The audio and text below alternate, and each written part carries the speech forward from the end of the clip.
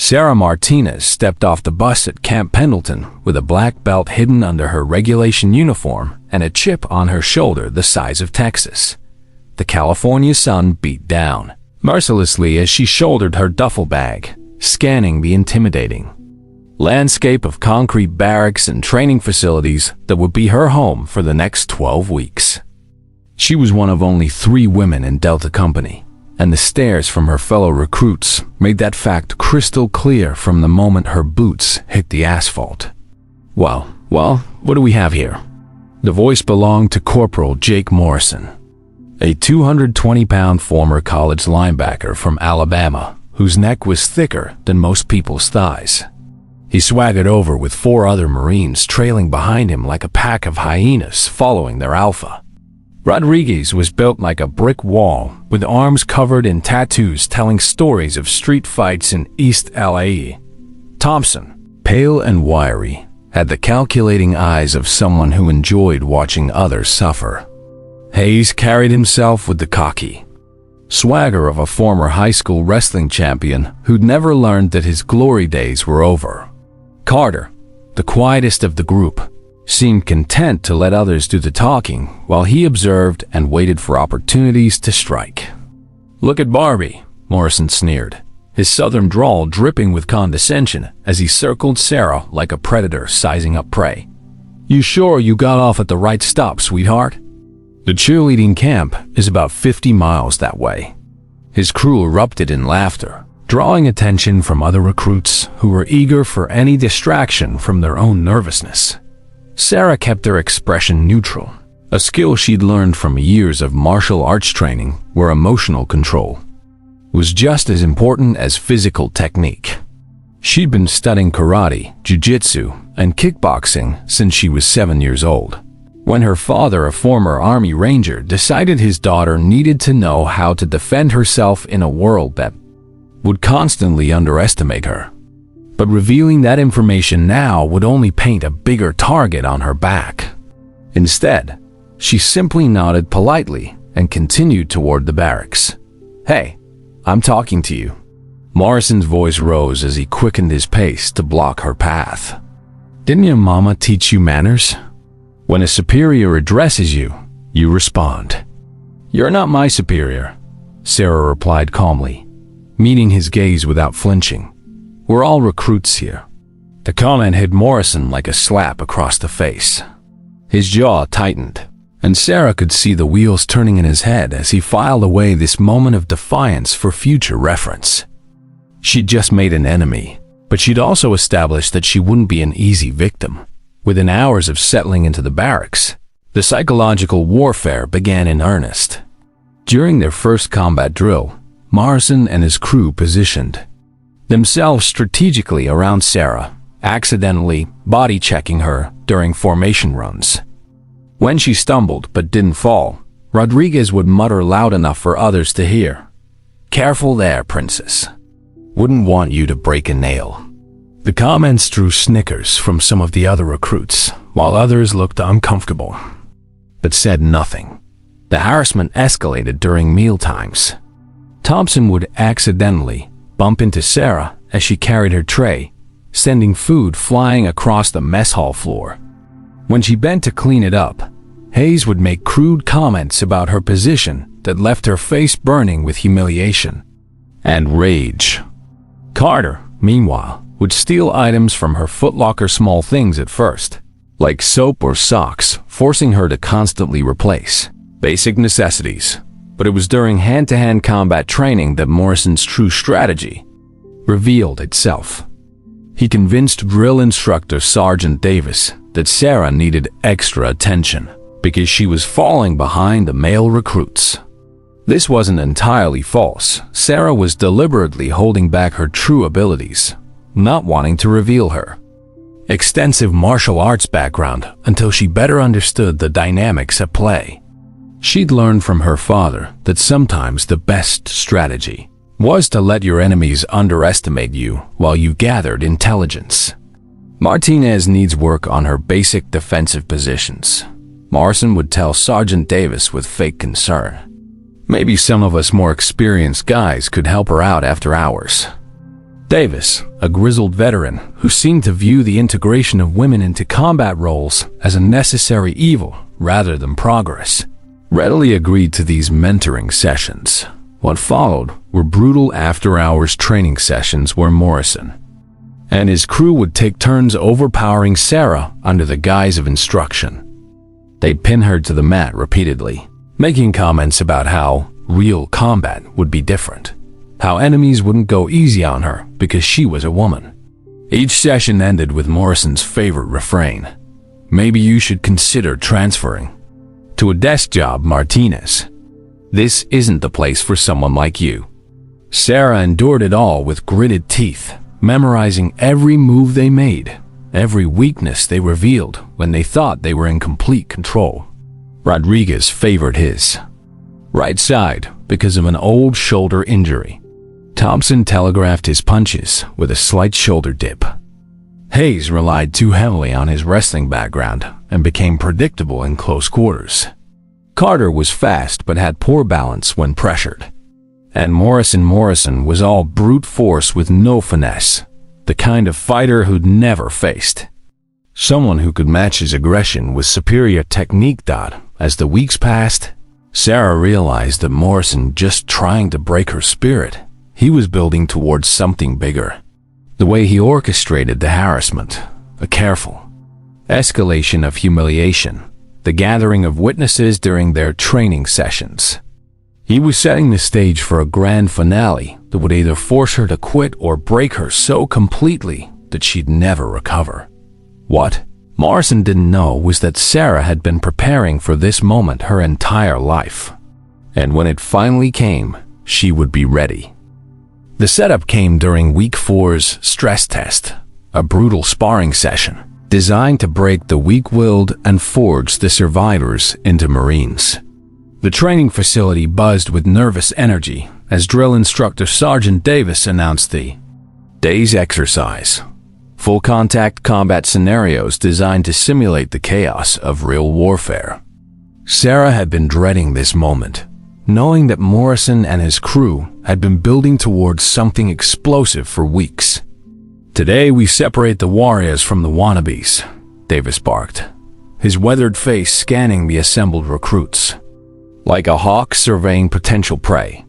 "You'll be tested under pressure, pushed beyond your limits, and some of you will discover you don't have what it takes to wear the uniform." Morrison caught Sarah's eye from across the training mat and smiled, not the friendly grin of a fellow Marine, but the predatory smirk of someone who'd been planning this moment for weeks. He'd been working on Davis for days, planting seeds about Sarah's deficiencies and suggesting that she needed a reality check before she got herself or others killed in actual combat. "Sergeant Davis," Morrison called out with practiced concern. "I've been watching Martinez during our training sessions, and I'm worried she's not ready for this level of intensity. Maybe some of us more experienced recruits could give her a demonstration first, show her what real combat looks like." Davis considered this for a moment, his eyes narrowing as he studied Sarah. She could see the calculation in his expression, the political pressure to ensure female recruits succeeded warring with his genuine belief that coddling anyone would get Marines killed in the field. "You think she needs remedial instruction, Morrison? Just want to make sure she's prepared, Sergeant. Combat isn't a place for hesitation or weakness." Morrison's voice carried just the right note of professional concern, but Sarah could see the anticipation gleaming in his eyes. "Fine. Morrison, Rodriguez, Thompson, Hayes, Carter, you five will demonstrate proper combat techniques on Martinez. Show her what she faced in the real world." The Davis stepped back, crossing his arms as the other recruits formed a loose circle around the designated combat area. Sarah's heart hammered against her ribs as she realized the trap had finally sprung. This wasn't training. It was a public execution designed to humiliate her into quitting. The circle of recruits pressed closer, some looking uncomfortable but unwilling to speak up, others eager for the spectacle about to unfold. She could hear whisper bets being placed on how long she'd last before breaking down completely. Morrison stepped into the center of the mat, cracking his knuckles theatrically. "Don't worry, Princess. We'll go easy on you at first. Help you understand what you're really up against." His crew spread out around her in a loose formation, cutting off any escape routes. Rodriguez flexed his massive shoulders, the tattoos on his arms seeming to writhe in the fluorescent lighting. Thompson bounced on the balls of his feet, like a boxer warming up for a title fight. Hayes dropped into a wrestler's crouch, his eyes locked on Sarah's legs. Carter hung back slightly, content to let the others make the first moves while he waited for his opportunity. "The thing about real combat," Morrison continued, his voice carrying across the silent training facility, "is that your enemies won't care that you're a woman. They won't pull their punches or worry about hurting your feelings. So we're going to show you what that feels like." The first shove came without warning, Morrison's massive hand connecting with Sarah's shoulder and sending her stumbling backward into Rodriguez's waiting arms. The impact drove the air from her lungs as Rodriguez's thick forearms wrapped around her torso, pinning her arms to her sides. "See how easy that was?" Morrison taunted, circling them like a shark. "In real combat, you'd already be dead. But we're feeling generous today, so we'll give you another chance." Rodriguez released her with a contemptuous shove that sent her sprawling across the mat. Sarah rolled with the impact, coming up in a defensive crouch as her training automatically kicked in. But she forced herself to look shaken, to play the part of the overwhelmed recruit they expected her to be. "Get up," Thompson sneered, moving in from her left side. "We're just getting started." The second assault was more coordinated. Hayes shot in low, wrapping his arms around her legs in a textbook wrestling takedown while Thompson grabbed her from behind. Sarah found herself sandwiched between them, their combined weight driving her toward the mat as Morrison's laughter echoed through the facility. "This is what happens when you're not strong enough," Morrison called out to the watching recruits. "When you're too weak to handle the pressure." Martinez here thought she could just waltz in and play soldier, but reality has a way of setting people straight. They let her struggle for a moment, enjoying the spectacle of her apparent helplessness before releasing her again. Sarah's lip was bleeding now from where Thompson's elbow had caught her during the takedown, the metallic taste of blood filling her mouth and triggering something primal deep in her chest. "Had enough yet?" Morrison asked, his voice dripping with false concern. "No shame in admitting you're not cut out for this. Plenty of other jobs in the military that would suit someone with your ... limitations." Sarah wiped the blood from her lip with the back of her hand, her mind racing through 15 years of martial arts training. Every technique her father had drilled into her. Every sparring session where she'd faced opponents twice her size. Every moment of discipline and control she'd learned. It all crystallized into perfect clarity. "One more demonstration," Morrison announced to the crowd, his confidence reaching its peak. "Carter, Thompson, hold her steady. Rodriguez, Hayes, let's show everyone what happens when you're not strong enough to defend yourself." As Thompson moved in from behind and Carter approached from the right, Sarah made a decision that would change everything.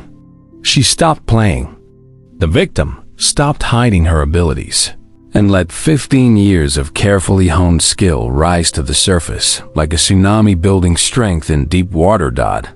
The transformation was so sudden, so complete, that for a split second even Morrison didn't realize what was happening. Sarah's posture shifted from defensive to predatory. Her breathing steadied, and her eyes took on the focused intensity of a true martial artist preparing to strike.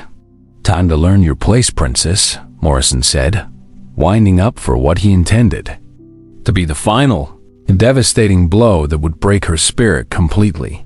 But as his fist began its arc toward her face, Sarah smiled a cold, calculating expression that made Morrison's blood run cold. In that instant, he realized he'd made a terrible mistake. This wasn't the helpless recruit he'd been tormenting for weeks. This was something else entirely. and she was about to show him exactly what that meant. Sarah's transformation was instantaneous and terrifying. The change rippled through her body like electricity. 15 years of disciplined training suddenly unleashed in a burst of controlled violence that left the entire facility stunned into silence. Her father's voice echoed in her mind. When you finally strike, make it count. Make it so decisive that no one will ever question your strength again.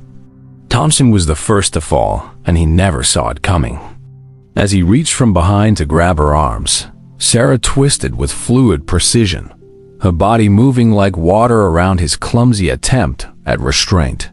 Her elbow shot backward with the force of a piston, connecting with his solar plexus in the exact spot her father had taught her would drop any opponent regardless of size.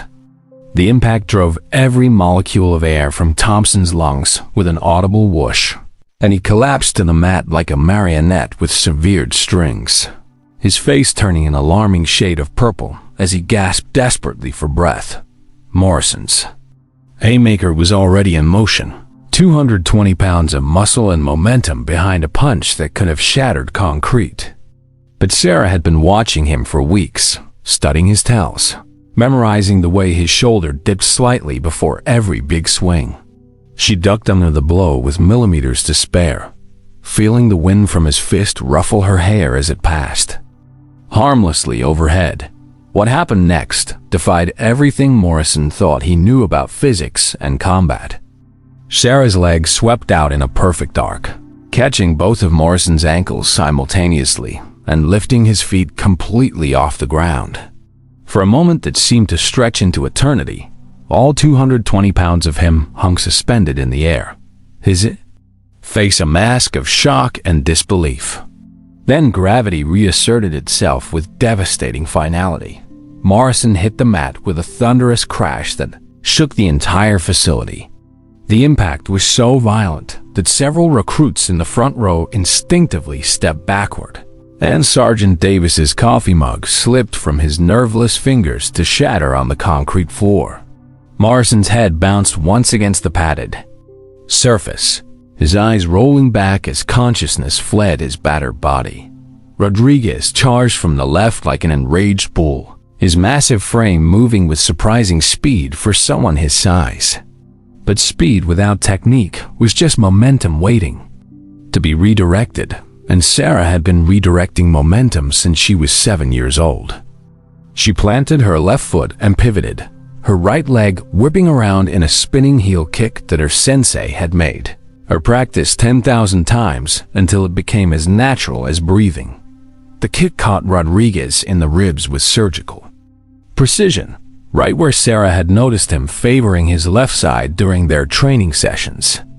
The sound of the impact was like a baseball bat connecting with a side of beef, a wet, meaty thud that made several recruits wince in sympathetic pain. Rodriguez's forward momentum carried him 3 more steps before his brain registered what had happened. Then he crumpled sideways, clutching his ribs and making small, wounded animal sounds. Hayes, the former wrestling champion, tried to use his low center of gravity to his advantage, shooting in for a double-leg takedown that had served him well in high school. But high school wrestling and real combat were different universes, and Sarah had trained in both. As Hayes committed to his takedown, Sarah sprawled backward, using his own momentum against him, while simultaneously grabbing the back of his head. What followed was a textbook judo throw that would have made her father proud. Sarah used Hayes's forward momentum to lift him completely off the ground, his body describing a perfect arc through the air before slamming into the mat with bone-jarring force. The throw was so clean, so technically perfect, that even in his dazed state, Hayes couldn't help but appreciate the artistry of his own destruction. Carter, the smartest of Morrison's crew, had been hanging back and watching the systematic demolition of his teammates with growing horror. He'd always prided himself on being the tactical thinker of the group, the one who planned while others acted. But no amount of planning could have prepared him for what he was witnessing in less than 20 seconds. Sarah had dismantled 4 Marines with the casual efficiency of someone swatting flies. Thompson was still gasping for air, his face slowly returning to a normal color. Morrison lay motionless, a thin line of drool escaping from the corner of his mouth. Rodriguez had curled into a fetal position, protecting his damaged ribs. Hayes stared at the ceiling with the glassy-eyed expression of someone trying to remember his own name. Carter took one look at the carnage surrounding him and made the smartest decision of his military career. His hand shot up in the universal gesture of surrender, his voice cracking as he spoke. "I'm good. I'm really, really good. No demonstration needed here." The entire sequence had lasted 28 seconds. 28 seconds to completely rewrite the power structure of Delta Company and establish a new order that no one would ever dare challenge again. Sarah stood in the center of the mat, not even breathing hard, her uniform barely wrinkled despite the violence that had just erupted around her. Blood from her split lip had dried on her chin, but otherwise she looked exactly as she had before Morrison had made the worst mistake of his life. The training facility had fallen into a silence so complete that the only sounds were Thompson's labored breathing, Rodriguez's quiet whimpering, and the distant hum of the air conditioning system. 50 recruits stood frozen in place, their minds struggling to process what they had just witnessed. Sergeant Davis stood with his mouth hanging open, his weathered face cycling through expressions of shock, disbelief, and something that might have been respect. In 30 years of military service, he had never seen anything quite like what had just unfolded before his eyes.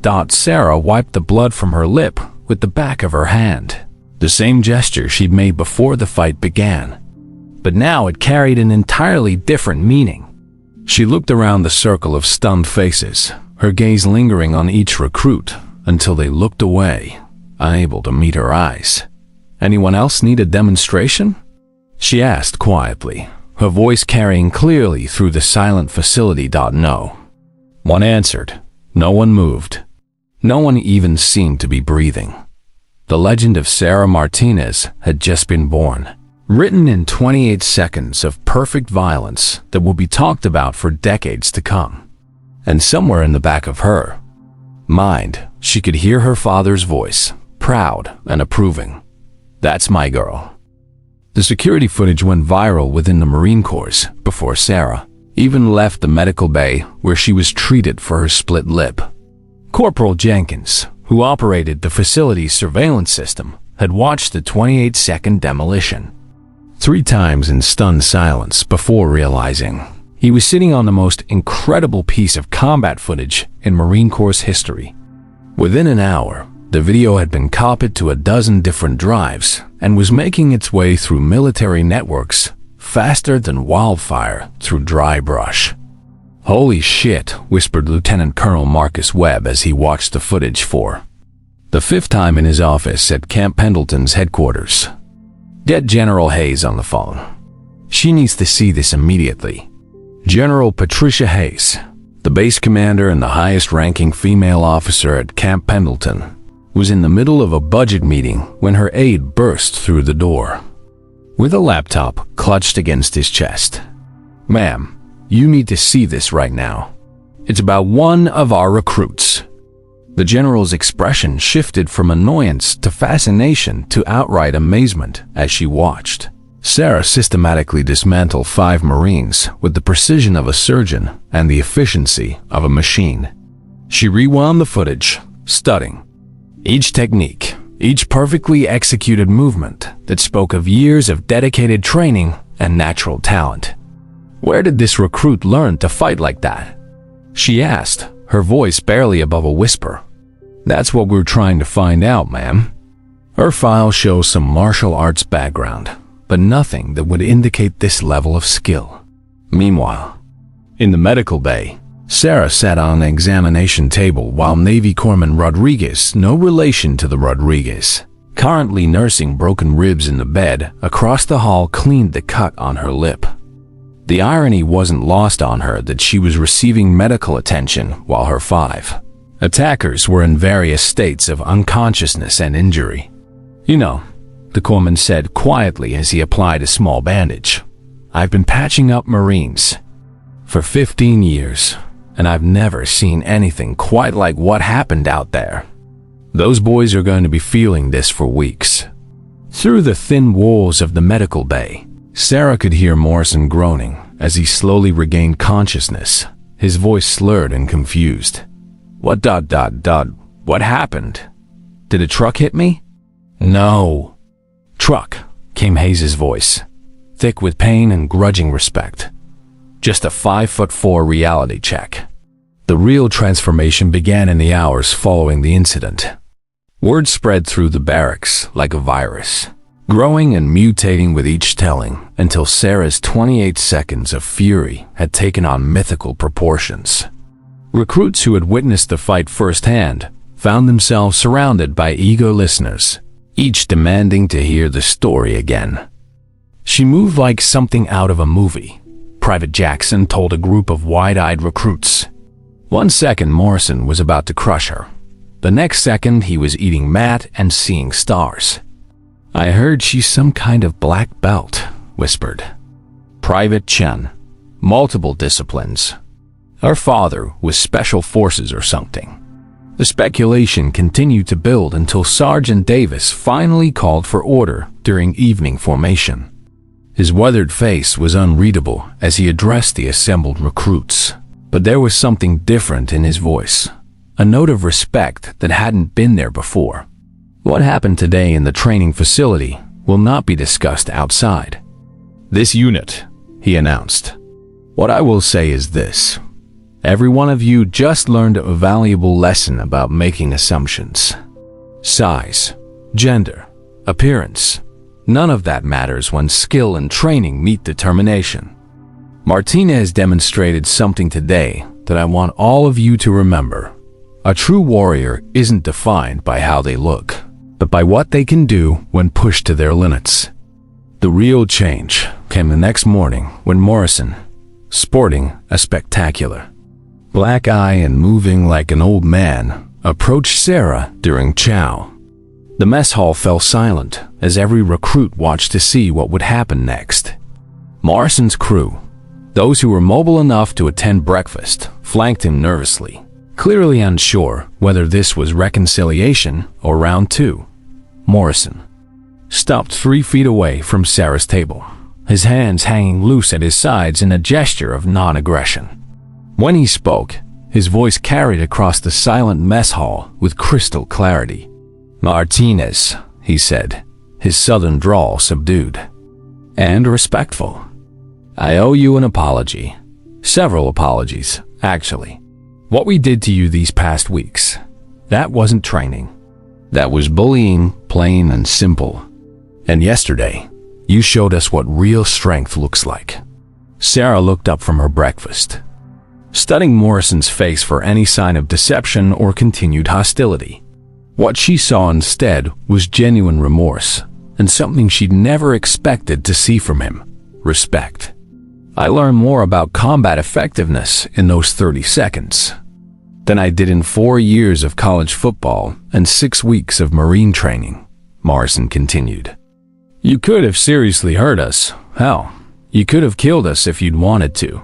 But you showed restraint even while defending yourself.